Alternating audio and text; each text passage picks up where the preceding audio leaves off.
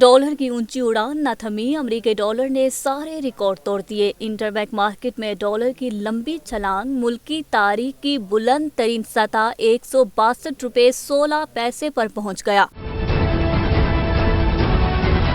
रुपए के कदर में मुसलसल कमी, डॉलर डबल सेंचुरी के जानिब बढ़ने लगा। इंटरबैंक मार्केट में डॉलर के कदर में 5 रुपये 18 पैसे का इजाफा, कीमत 162 से तजावुज कर गई। बरतानवी पाउंड्स की भी डबल सेंचुरी।